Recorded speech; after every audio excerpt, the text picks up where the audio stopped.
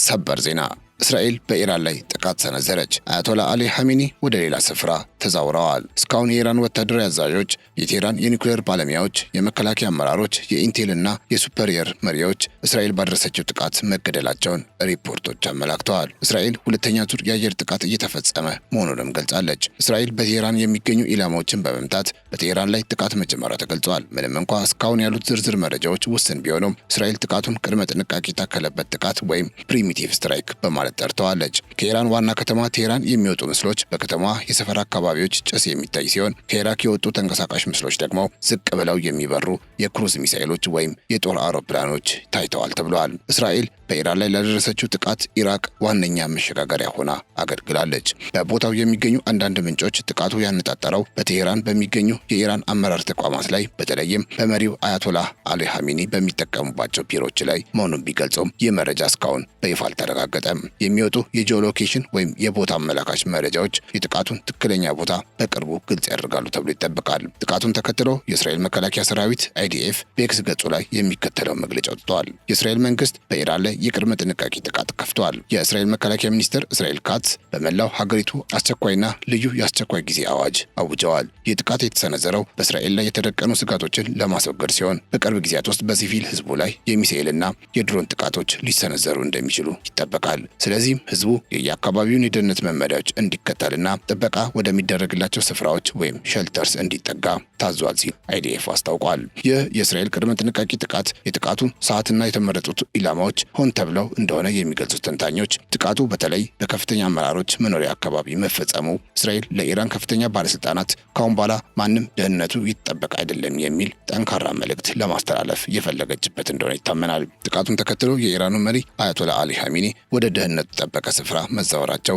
አሁን የሚወጡ መረጃዎች አሳይተዋል። በዚህም የኢራኑ ጠቅላይ መሪ አያቶላ አሊ ሐሜኒ በቴህራን እንደማይገኙና ወደ ደህንነት ጠበቀ ስፍራ መዛወራቸውን አንድ የኢራን ባለስልጣን ለሮይተርስ አረጋግጠዋል። ነገር ግን ስለ ጉዳዩ ከኢራን በኩል የተሰጠ ምላሽ የለም። አንድ የእስራኤል ደህንነት ባለስልጣን ለሮይተርስ እንደገለጹት ደግሞ ኦፕሬሽኑ ለወራት የታቀደ ሲሆን የጊዜ ሰሌዳውም ከጥቂት ሳምንታት በፊት ተወስኖ ነበረ። በመከላከያ ተቋሙ የሚገኙ ምንጮች እንደገለጹት የይሁዳ ጋሻ ወይም ሺልድ ኦፍ ጁዳህ የተሰኘው የጥቃቱ ዓላማ በእስራኤል ላይ የተደቀኑ ስጋቶችን ማስወገድ ሲሆን ትኩረቱ የሚሳኤል ማስወንጨፊያዎችንና የሰው አልባ አውሮፕላን መሰረቶች ላይ ትኩረቱን ያደረገ ነው ብለዋል። የእስራኤል መከላከያ ሰራዊት IDF ድንገተኛ ጥቃት ባደረሰበት በዚህ ወቅት ሁሉም ዜጎች ጥበቃ ከሚደረግላቸው ስፍራዎች አጠገብ እንዲቆዩ ሀገራዊ ማስጠንቀቂያ ልኳል። IDF በሰጠው መግለጫ ይህ ህዝቡ በእስራኤል መንግስት ላይ ሊሰነዘር የሚችለውን የሚሳኤል ጥቃት እንዲዘጋጅ ለማድረግ የተላለፈ ቅድመ ጥንቃቄ ጥሪ ነው ብለዋል። የኢራን መገናኛ ብዙሃን ጥቃቱ በኢራን እስላማዊ አብዮታዊ ዘብ ጦር ላይ ወይም IRGC የስለላ ዳይሬክቶሬት እንዲሁም በመካከለኛው ቴህራን ላይ ማነጣጠሩን ዘግበዋል። ኢራን ለጥቃቱ ምላሽ የአየር ክልሏንም ዘግታለች። በአሁኑ ሰዓት የዓለም ገበያ ለዚህ ድንገተኛ ጥቃት ምላሽ መስጠት የጀመረ ሲሆን በተለይም የነዳጅ ዋጋ በዓለም አቀፍ ደረጃ ከፍተኛ ጭማሪ ሊያሳይ እንደሚችልም ተሰግቷል። የሆርሙዝ የባህር ወሽመጥ ለዓለም የነዳጅ አቅርቦት ቁልፍ መተላለፊያ በመሆኑ ኢራን ለተሰነዘረባት ጥቃት ምላሽ ለመስጠት ስትል ይህን ወሽመጥ ልትዘጋ ትችላለች የሚለው ስጋት ውጥረት ፈጥሯል። ከዚህ በተጨማሪም እንደ ሊባኖስ፣ ሂዝቦላህና በየመን የሚገኙ የሁቲ አማጽያን ያሉ የኢራን ታማኝ አጋሮች ከየአቅጣጫው በእስራኤል ላይ መጠነ ሰፊ የሚሳኤልና የድሮን ጥቃት በመክፈት ግጭቱን ቀጠናዊ ሊያደርጉት እንደሚችሉ ዲፕሎማቶች ስጋታቸውን እየገለጹ ይገኛሉ። የእስራኤልን ጥቃት ተከትሎ ያለው ዓለም አቀፍ ምላሽ አሁንም ጥንቃቄ የተሞላበት ሲሆን የአሜሪካ ማዕከላዊ እዝ ሴንትኮም ስለ ድርጊቱ ለቀረበለት ቀጥተኛ ጥያቄ እስካሁን ድረስ ምንም አይነት ማብራሪያም ሆነ አስተያየት ለመስጠት ፈቃደኛ አልሆነም። ይህ የአሜሪካ ዝምታ ሁኔታው ምን ያህል ስሱ መሆኑን የሚያሳይ ሲሆን በሌላ በኩል ግን በቀጠናው የሚገኙ አየር መንገዶች በሙሉ ለደህንነታቸው ሲሉ የበረራ መስመራቸውን እየቀየሩ ይገኛል። በእስራኤል በኩል ያለው ሁኔታ እጅግ ከፍተኛ ስጋት የነገሰበት ሲሆን በመላው የሀገሪቱ ክፍሎች የማስጠንቀቂያ ደወሎች ወይም ሳይረንስ በከፍተኛ ሁኔታ እየተሰሙ ይገኛሉ።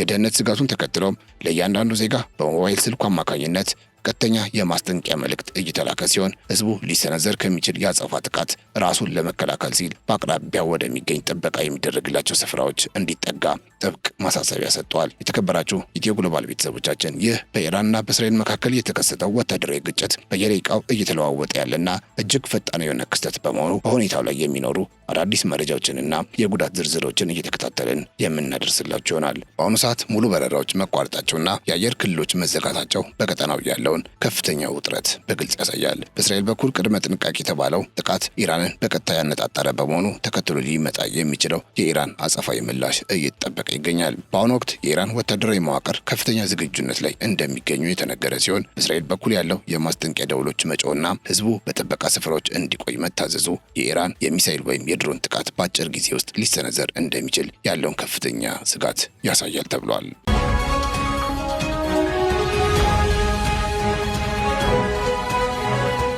እስካሁንም የተለያዩ ሀገራት ዜጎቻቸውን እያስወጡ እንደሚገኙ ተሰምቷል። ከዚህም ውስጥ አሜሪካ በእስራኤል የሚገኙ ዲፕሎማቶቿ ሀገር ለቀው እንዲወጡ የፈቀደችበት አጋጣሚ ይጠቀሳል። በኢየሩሳሌም የሚገኘው የአሜሪካ ኤምባሲ አስፈላጊ ያልሆኑ ሰራተኞቹና የዲፕሎማቶች ቤተሰቦች ከእስራኤል እንዲወጡ ፈቃድ ሰጥቷል። ኤምባሲው ባወጣው መግለጫ የውጭ ጉዳይ ሚኒስቴር በጸጥታ ስጋት ምክንያት አስፈላጊ ያልሆኑ ሰራተኞች ሀገር ለቀው እንዲወጡ ፈቃድ መስጠቱን አረጋግጧል። በኢራንና በአሜሪካ መካከል ያለው ፍጥጫ መክረሩና በኢራን የኒውክሌር ተቋማት ላይ ጥቃት ሊሰነዘር ይችላል የሚለው ስጋት አይነተኛ ምክንያት ሆኗልም ተብሏል። ኤምባሲው ሰራተኞቹ የንግድ በረራዎች ባሉበት ወቅት እስራኤልን ለቀው እንዲወጡ መክረዋል። ከዚህም በተጨማሪ የጣሊያን የውጭ ጉዳይ ሚኒስቴር በመካከለኛ ምስራቅ እየታየ ያለው የጸጥታ ሁኔታ እጅግ አሳሳቢና የማይገመት መሆኑን በመጥቀስ በኢራን የሚገኙ ዜጎቿ ሀገሪቱን ለቀው እንዲወጡ አሳስበዋል። ሚኒስትሩ ባወጣው መግለጫ መሰረት በኢራን ለቱሪስት ተግባር ወይም መገኘታቸው የግድ ላልሆኑ ጣሊያናውያን በሙሉ በፍጥነት እንዲወጡ ጥሪ ያቀረበ ሲሆን ወደ ኢራቅና ሊባኖስ የሚደረጉ ጉዞዎችም እንዲቀሩ በጥብቅ መክሯል። በእስራኤል የሚገኙ ጣሊያናውያንም ከፍተኛ ጥንቃቄ እንዲያደርጉና ንቁ ሆነው እንዲጠብቁ ሚኒስትሩ አሳስበዋል።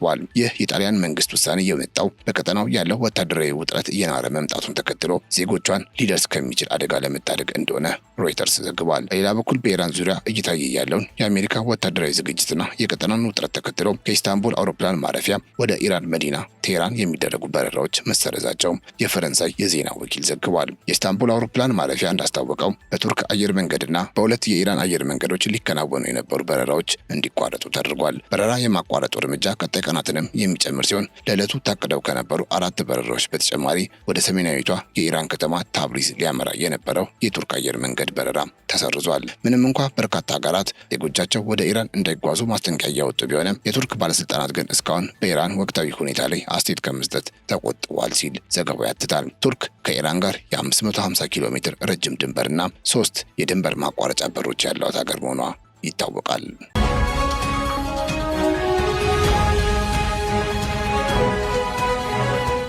ከኢራን ሳንወጣ ኢራን የኒውክሌር ቦምብ ቁሳቁስ ላለመያዝ መስማማቷ ተሰምቷል። የኦማን የውጭ ጉዳይ ሚኒስትር እንደገለጹት በአሜሪካና በኢራን መካከል የሚደረገው የኒውክሌር ድርድር ከፍተኛ መሻሻል አሳይቷል። ይህም የበለጸገ ዩራኒየምን በፍጹም ላለማከማቸትና በዓለም አቀፉ የአቶሚክ ኢነርጂ ኤጀንሲ ሙሉ ቁጥጥር እንዲደረግ መስማማትን ያካተተ ሲሆን ስምምነቱን ለማጠናቀቅ ተጨማሪ ጊዜ እንዲሰጥም አሳስበዋል። የኦማን የውጭ ጉዳይ ሚኒስትር ባድር አልቡሰይድ እንደተናገሩት ኢራን ቦምብ ሊሰራ የሚችል የኒውክሌር ቁሳቁስ በፍጹም ላለመያዝ ተስማምታለች። ይህ ትልቅ ለውጥ ከአሜሪካ ጋር የሚደረገውን የሰላም ስምምነት ሊደረስበት በሚችል ርቀት ላይ እንዳለ የሚያሳይ ነው ብለዋል። በዋሽንግተን ከምክትል ፕሬዚዳንት ጄዲ ቫንስ ጋር ከተገናኙ በኋላ ለሲቢኤስ ኒውስ በሰጡት ቃለ መጠይቅ አልቡሰይድ ይህንን ሂደት ከዚህ ቀደም ታይቶ የማይታወቅ ሲሉ ገልጸውታል። ትልቅ ስኬት ነው ብዬ የማምነው ኢራን የኒውክሌር ቦምብ ሊሰራ የሚችል ቁሳቁስ በፍጹም ላለመያዝ የተስማማችበት ጉዳይ ነው። ይህ በፕሬዚዳንት ኦባማ ዘመን በተደረገው ስምምነት ውስጥ ያልነበረና ሙሉ በሙሉ አዲስ ነገር ነው ብለዋል። በድርድር ውስጥ አደራዳሪ ሆነው እያገለገሉ ያሉት አልቡሰይድ ንግግሩ ተጨባጭ መሻሻል ማሳየቱን ገልጸው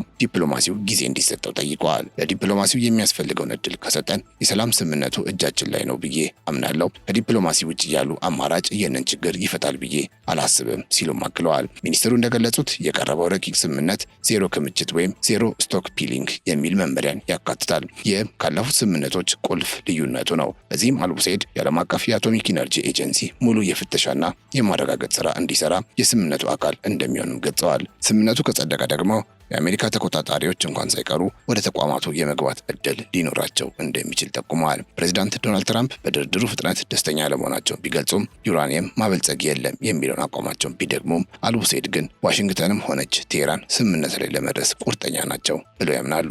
ሚኒስትሩ በኤክስ ገጻቸው ላይ ባሰፈሩት መልእክት በአሜሪካና በኢራን መካከል የሚደረግ የሰላም ስምምነት አሁን ሊደረስበት በሚችል ርቀት ላይ ነው በማለት የኒውክሌር መሳሪያ አይኖርም ብለዋል። ቀጣይ ቴክኒካዊ ውይይቶች በቪየና ሊካሄዱ የታቀደ ሲሆን በሚቀጥሉት ጥቂት ቀናት ውስጥ ደግሞ ከፍተኛ ደረጃ ያላቸው ንግግሮች ይቀጥላሉ ተብሏል። አልቡሰይድ እንደተናገሩት ከሆነ ዋና ዋና ነጥቦች ላይ በፍጥነት ስምምነት ላይ ሊደረስ ይችላል። አጠቃላይ አፈጻጸሙ ምርመራውና ክምችቱን የማስወገድ ስራን ጨምሮ ግን በ3 ወራት ውስጥ ሊጠናቀቅ ይችላል ሲሉ ነው የተደመጡት።